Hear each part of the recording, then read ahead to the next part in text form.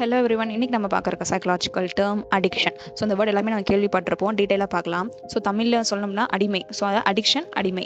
ஓகேவா? அது வந்துட்டு என்னன்னா, நமக்கு ஒரு விஷயம் பிடிச்சிருச்சு அப்படின்னா அதை வந்து ரிப்பீட்டடாக பண்ண ஆரம்பிச்சிட்டே இருப்போம். ஓகேவா? அது பண்ண பண்ண பண்ண பண்ண எந்த ஒரு விஷயம்னாலும் லிமிட் அப்படின்னு ஒன்று இருக்குது. ஸோ லிமிட்டை தாண்டி போயிட்டு அதை அந்த விஷயத்தை யூஸ் பண்ணுறதா இருக்கட்டும், எதுனாலுமே அது அப்படியே வந்துட்டு அடிக்ஷன் ஆக ஆரம்பிச்சிடும்.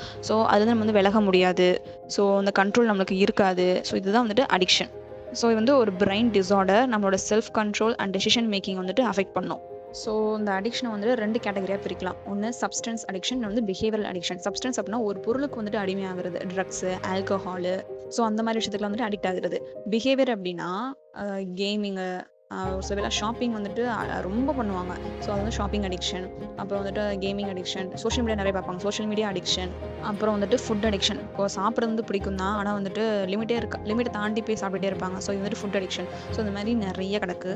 ஸோ ஒரு சப்ஸ்டன்ஸோ ஒரு விஷயம் நம்ம பண்ணுறோம், அந்த கேமிங் அடிக்ஷன் கேமிங்லாம் பண்ணுறோம் அப்படின்னா அது தப்புன்னு தெரிஞ்சும் நம்ம திரும்ப திரும்ப போய் பண்ணுறோம். ஸோ நம்மளுக்கு அந்த கண்ட்ரோல், செல்ஃப் கண்ட்ரோல் சுத்தமாக இருக்காது அதில்.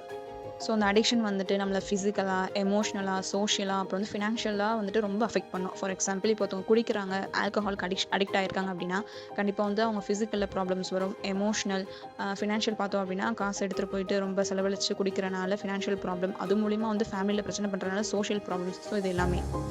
ஸோ நம்ம வந்துட்டு ஒரு விஷயத்துக்கு அடிக்ட் ஆகிட்டு இருக்கோம் அப்படின்னு லைட்டாக ஒரு அவேர்னஸ் தெரிஞ்சாலே நம்ம வந்துட்டு பெரிய பாதிப்புலேருந்து நம்ம தப்பிச்சுட்டு வந்துடலாம். சப்போஸ் அடிக்ட் ஆகிட்டோம் அப்படின்னா சிவியராக ஆகிறதுக்கு முன்னாடியே தெரப்பீஸு, அப்புறம் வந்து சப்போர்ட்டு, அப்புறம் வந்து நம்மளோட லைஃப் ஸ்டைல் சேஞ்சஸ் நம்மளே வந்துட்டு மாற்றிக்க ட்ரை பண்ணணும்.